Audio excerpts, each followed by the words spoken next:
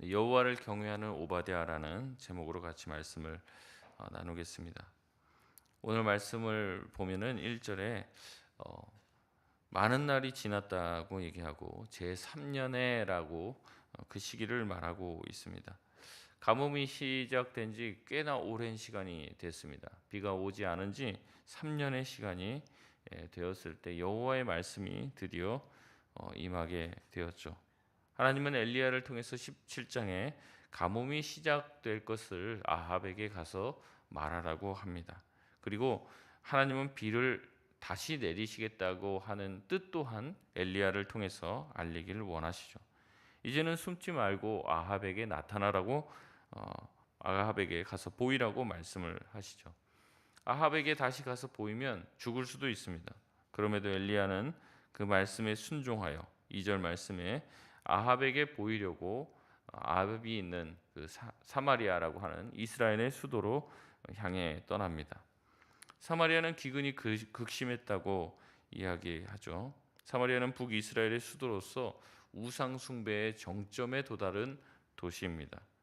비를 내리고 농사를 잘 되게 한다고 하는 이 바알 신을 섬기는 그 우상 숭배가 가장 창궐한 곳이 바로 사마리아입니다. 그러면 그 우상을 섬겼으면 그 우상을 섬기는 진원지인 그 사마리아만큼은 그래도 비가 좀 있어야 되는 것 아닙니까? 농사가 잘 진행돼야 되는 것 아닙니까? 그런데 오늘 본문 2절 말씀에 보면은 사마리아가 기근이 굉장히 심했다라고 얘기하고 있습니다. 여러분, 우상을 섬기는 것의 실체가 바로 이것이라는 거죠. 우상은 아무 능력이 없습니다. 우상에게 절해봤자 돌아오는 것은 아무것도 없고 우상을 향해 부르짖어도 아무 대답 또한 없습니다. 그러나 하나님은 어떤 분이십니까? 비를 그치게 하겠다고 말씀하시면 그대로 됩니다. 또 다시 비를 내리시겠다고 하시면 또한 그대로 되는, 말씀하시고 그 말씀을 성취하시는 하나님이라는 것을 하나님은 드러내고 계십니다. 장면은 넘어가 오바댜에 대한 이야기가 나옵니다. 3절에 오바댜는 하나님을 지극히 경외하는 자다. 날 때부터 그렇게 되었다라고 얘기하죠. 이 북이스라엘의 이 악한 왕의 대명사인 이 아합 왕의 부하 중에 여호와를 경외하는 이 오바댜와 같은 사람이 있다는 게 굉장히 놀랍습니다. 북이스라엘이 전부 다 타락하고 하나님을 떠난 것 같고 우상 숭배에 찌들어 있는 것처럼 보이지만 그 가운데도 여호와를 경외하는 하나님 신앙을 가지고 있는 사람들, 남은 자가 여전히 남아 있다는 거죠. 오바댜는 하나님을 경외했기에 어떤 일을 했습니까? 4절 말씀이죠. 우리 4절 말씀 같이 한번 읽겠습니다. 시작. 이세벨이 여호와의 선지자들을 멸할 때 오바댜가 선지자 100명을 가지고 50명씩 굴에 숨기고 떡과 물을 먹였더라. 아멘. 마치 하나님께서 엘리야에게 까마귀와 또 이 사르밧 과부를 통해서 생명을 연장시키셨던 것처럼 마치 하나님께서는 이 선지자들을 오바댜를 통해서 먹이고 계셨다는 것을 보여주죠. 이 먹이셨다라는, 떡과 물로 먹이셨다는 이 단어가 이 까마귀를 통해서 먹이셨다는 단어와 같은 단어를 쓰고 있어요. 이것을 통해서 유추해 볼 수 있는 것은 하나님의 선지자들, 또 하나님의 말씀을 전하는 사람들을 하나님이 곳곳에 두었고 바알에게 무릎 꿇지 않은 7천을 남겨두셨으며 하나님께서는 하나님의 까마귀를 통해서 많은 사람들을 통해서 그들을 먹이고 입히시고 계심을 말씀해 주는 것이죠. 그에 비해 아합은 오바댜를 불러서 명령을 내립니다. 5절에 이 땅의 모든 물 근원과 모든 내로 가서 꼴을 얻자고 얘기합니다. 아합이 이렇게 오바댜를 부르고 다른 신하들을 불러서 물과 또 꼴을 얻으려고 하는 목적은 무엇입니까? 5절 말씀을 보면 뭐라고 얘기죠? 그리하면 말과 노새를 살리리니 짐승을 다 잃지 않게 되리라. 아합이 물과 꼴을 지금 얻으려고 하는 목적은 무엇입니까? 극심한 가뭄 가운데 말과 노새가 다 죽어버릴까 봐, 자기들이 가지고 있는 이 짐승들을 다 잃을까 봐 걱정하고 있습니다. 여러분, 이 짐승들이 먹을 게 없고 목이 말라 죽을 지경이라고 하면 백성들의 고통은 얼마나 더 심하겠습니까? 그러나 아합은 백성들의 고통은 아랑곳하지 않습니다. 자기가 키우는 그 짐승들을 백성들보다 더 소중하게 생각합니다. 자기의 안위만 생각하고 있지 백성들의 안위는 전혀 돌보지 않습니다. 왕의 자리에서 해야 될 것은 무엇입니까? 백성들의 고통을 헤아릴 줄 알아야 되죠. 백성들의 어려움을 생각하고 그들을 돌봐야 되는 것이 왕의 사명입니다. 그러나 아합 왕은 전혀 그럴 마음이 없습니다. 자기의 안위와 자기 왕궁에서 벌어지는 일만 책임지려 하고 그것의 고통에만 관심이 있습니다. 결국 남에 대한 관심보다 자기 자신에 대한 관심이 지나치게 크다는 것을 또한 보여주고 있습니다. 아합은 신하들을 총동원해서 물을 찾아오라고 말하지만 그것은 백성들을 먹이기 위한 것이 아니라는 것이죠. 아합은 자신의 짐승들을 지키기 위해 오바댜와 부하들을 불러서 각자의 길을 떠납니다. 물의 근원을 찾으라고 명령하고 자기 자신도 물의 근원을 찾기 위해서 길을 나서는 거죠. 여러분, 그런데 이 아합의 그 문제 해결 방식은 문제가 굉장히 큽니다. 무엇이냐면 물의 근원을 찾는다 할지라도 지금 극심한 가뭄 가운데 있기 때문에 그 작은 물 또한 금방 말라버릴 것이기 때문에 그렇습니다.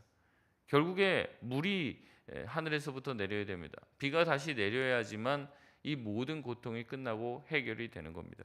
그렇기 때문에 아합이 찾아야 될 것은 물의 근원이 아닙니다.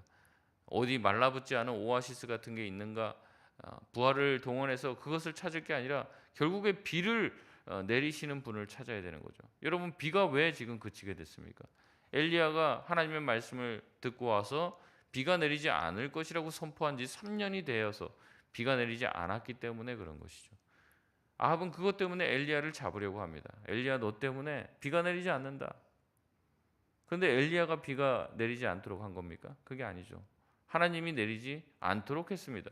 근데 하나님은 뭐가 아합에게 뭐가 수가 수틀려 갖고 지금 아합한테 한번 이스라엘한테 한번 혼 좀 나보라고 지금 비를 내리지 않는가요? 그렇지 않죠. 하나님이 지금 비를 내리지 않는 이유는 전적으로 누구 때문입니까? 아합 자신 때문입니다. 아합이 우상 숭배에 빠져 있고 백성들을 돌이키지 않게 했기 때문에 지금 하나님은 엘리야를 시켜서 비를 내리지 않도록 한 것이죠. 결국에 모든 문제의 잘못은 누구에게 있는 겁니까? 아합 자신에게 있습니다. 그렇기 때문에 이 문제를 해결하기 위해서는 어떻게 해야 돼요? 아합이 하나님께 회개하고 돌아와야지만 해결이 되는 거예요. 그런데 지금 뭐 하고 있습니까? 물의 근원 쫓아다니고 있는 거예요. 엘리야를 잡아갖고 어떻게 족치면은 문제가 해결될 줄 알고 있는 거예요.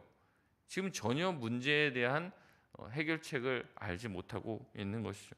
지금 이런 모든 고통의 문제가 누구로부터 비롯되는지를 전혀 깨닫지 못하고 있습니다. 우상 숭배자들은 이렇게 어리석습니다. 문제의 원인도 해결 방법도 다 틀린 선택을 하고 있습니다. 하나님은 깨닫지 못하는 아합에게 엘리야를 다시 보내기로 결심하십니다. 그래서 엘리야는 아합에게 가는 길 도중에 오바댜를 만나게 됩니다. 8절에 엘리야는 오바댜에게 아합에게 가라고 얘기합니다. 엘리야가 여기 있다고 가서 아합에게 알리라고 얘기하죠. 오바댜는 엘리야의 요청을 듣고 거부합니다. 9절 말씀에 보면 내가 무슨 죄를 지었기에 아합의 손에 나를 죽게 하려고 하냐라고 이렇게 얘기하면서 거부를 하죠. 오바댜가 아합에게 엘리야의 위치를 말하는 것이 왜 오바댜가 죽을 일이 되는 것일까요? 엘리야가 아합에게 기근을 선포하고 나서 이 아합은 엘리야를 잡아 죽이려고 하죠. 엘리야를 잡아서 엘리야만 어떻게 흔들어대면 다시 비가 내릴 줄 생각을 하고 있습니다. 그래서 온 족속과 온 나라를 뒤집니다. 그러나 찾지 못하죠. 하나님이 숨기셨고 하나님이 피하게 하셨기에 엘리야를 찾을 길이 없습니다. 그런데 이제 와서 이 오바댜에게 엘리야가 여기 있습니다라고 얘기하라고 하는 거죠. 그러면 아합이 거기 사람을 보낼 것 아닙니까? 근데 하나님이 그 사이에 또 엘리야에게 사람이 오니까 피해라. 그 피하면은 오바댜 말 듣고 지금 가봤는데 엘리야가 없네요라고 얘기하면은 오바댜가 거짓말하는 사람이 되잖아요. 그럼 아합이 어떻게 하겠습니까? 오바댜를 죽일 것이라는 거죠. 그렇기 때문에 오바댜는 이 엘리야의 요청을 거부합니다. 엘리야가 아합에게 끌려가서 죽을까봐 엘리야 걱정하는 게 아닙니다. 지금 누구 걱정하는 거예요? 자기 자신의 목숨을 보존하려고 엘리야의 요청을 거절하고 있는 겁니다. 그런데도 불구하고 이 엘리야는 오바댜가 계속해서 아마 아합에게 가서 얘기하라고 요청했던 것 같아요. 오바댜는 이 말에 대해서 억울하다고 얘기합니다. 13절 말씀입니다. 우리 같이 한번 읽겠습니다. 시작. 이세벨이 여호와의 선지자들을 죽일 때 내가 여호와의 선지자 중에 100명을 50명씩 굴에 숨기고 떡과 물로 먹인 일이 내 주에게 들리지 아니하였나이까. 아멘. 오바댜가 뭐라고 얘기하는 거예요? 못 들으셨습니까, 엘리야 선지자님? 왜 나 자꾸 죽이려고? 내가 그렇게 죽는 꼴 봐야겠습니까? 내가 어땠냐면요, 이미 죽음을 각오하고 뭐 했다는 거예요. 이세벨이 그렇게 칼을 휘두를 때 선지자들을 다 숨겨주고 내가 그들을 지켜주고 먹여줬습니다. 이것도 목숨 걸고 한 일이에요. 근데 이제는 나에게 더한 걸 요구하십니까? 나 이러다 정말 죽습니다. 내가 그렇게 선한 일을 한 것을 듣지 못했습니까? 이 정도면 되지. 나한테 이것보다 더 위험한 일을 감수하라고 하는 겁니까? 이렇게 얘기하는 거죠. 내가 하나님이 기뻐하시는 일을 행했는데 이제는 나를 완전히 사지로 몰아넣으시네요. 억울하다고 얘기하는 겁니다. 14절에 오바댜는 자신이 엘리야의 말대로 하면 자신은 반드시 죽임을 당하게 될 것이라고 말합니다. 여러분, 그런데요, 이 하나님의 말씀대로 행하면은요, 죽는 것은 엘리야도 마찬가지예요. 하나님의 말씀대로 아합 앞에 서라고 해서 엘리야는 발길을 뗐습니다. 아합 왕의 앞에 서면은 아합 왕이 단칼로 자기를 죽일 수도 있어요.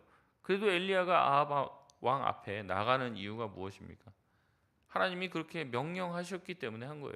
하나님이 지시하셨기 때문에 그 길을 간 것이죠. 그런데 오바댜는 좀 다릅니다. 하나님의 말씀대로 하면 자신이 죽을 수 있기에 거부합니다. 그렇다고 오바댜가 믿음 없는 사람이라고 우리가 얘기할 수 있을까요? 그렇지 않죠. 이미 그는 목숨을 걸고 하나님의 선지자를 100여 명이나 숨겨놓고 자기 자신이 먹을 것도 부족할 텐데 이 100명이나 먹이고 입혔습니다. 여러분, 오바댜는 믿음 없는 사람이 아니에요. 그러나 우리가 생각해야 됩니다. 죽음 앞에서, 죽음의 칼날 앞에서, 그 공포 앞에서 자신의 믿음을 장담할 수 있는 사람은 아무도 없다는 거죠. 오바댜는 이미 죽음을 각오하고 선지자들을 숨기고 지금까지 먹이고 보호해 주었습니다. 하지만 막상 아합으로 인하여서 실제로 자기가 죽을 위험에 놓이게 되자 이 아합의 공포와 폭력 앞에 무릎 꿇을 수밖에 없었습니다. 그런 사람을 향해서 배교했다고 쉽게 말할 수 없다는 거죠. 이런 오바댜를 향해서 엘리야는 어떠한 꾸중도 하지 않습니다. 오히려 하나님의 이름으로 자신이 숨지 않고 아합에게 보일 것이라는 것을 맹세합니다. 너가 가서 얘기해라. 너 죽지 않을 거야. 나는 그대로 있을 거야, 여기에. 그리고 나는 아합에게 보이려고 여기에 왔기 때문에 그렇게 할 것이다. 내가 하나님의 이름을 두고 맹세한다. 두려워하지 말라고 오히려 오바댜를 격려해 줍니다. 이런 오바댜의 모습과 또 엘리야의 반응을 통해 우리는 위로를 받게 되는 거죠. 왜 그렇습니까? 우리도 오바댜처럼 믿음대로 해보려고 애써 보지만 때로는 어때요? 믿음대로 살려고 했던 행동들과 말들과 이 다짐들이 때로는 우리에게 희생을 요구하기도 하고, 때로는 이 희생이 너무 크고 목숨의 위협까지 느낄 정도로 뭔가 내가 큰 대가를 치러야 될 때 우리의 믿음이 흔들리는 거죠. 정말 내가 하나님의 말씀대로 선한 일을 했는데 선한 결과가 따라오지 않은 거예요.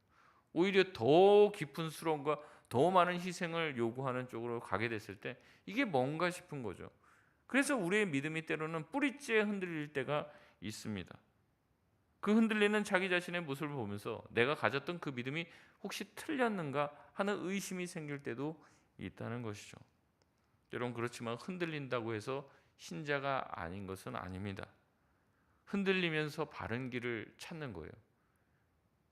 제가 의학 프로그램을 보니까 그렇게 얘기하더라고요. 우리가 이렇게 손이 가서 물건을 잡는 게 우리는 그 물건을 보고 손이 직선으로 가서 잡는다고 생각하는데 그게 아니래요. 이게 쭉 가면요, 손이 가면 이 손이 가면서도 미세하게 떨린다고 합니다. 이게 미세하게. 그래서 머리 신경에서 어떻게 하냐면 야 조금 왼쪽으로 가, 조금 오른쪽으로 가. 이거를 수십 번을 계속 왔다 갔다 해서 우리가 느끼기엔 거의 직선으로 가는데 실제로 보면은 신경이 오른쪽으로 왼쪽으로 오른쪽으로 왼쪽으로 이게 이제 해서 거의 일직선으로 가서 그 물건을 잡게 된다는 거예요. 그래서 여러분이 손가락을 쭉 펴고 가만히 있어 보려고 하면 어떻게 합니까? 손이 가만히 있습니까? 아니면 떨립니까? 떨린다는 거죠. 그래서 그것을 보고 알 수 있다는 거예요.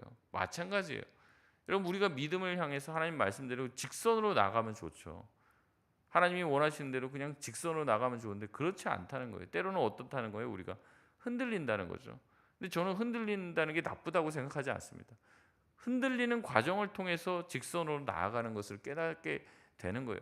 흔들리면서 이게 정말 옳은 것인가 바른 것인가 고민하는 과정들을 통해서 하나님이 기뻐하시는 방향으로 나아가게 된다는 겁니다. 흔들리지 않고 곧게 서는 나무는 없습니다. 바람에 흔들리고 외풍을 맞을 때 뿌리를 더 깊게 내리게 되는 거예요. 고난을 당할 때 우리가 어떻습니까?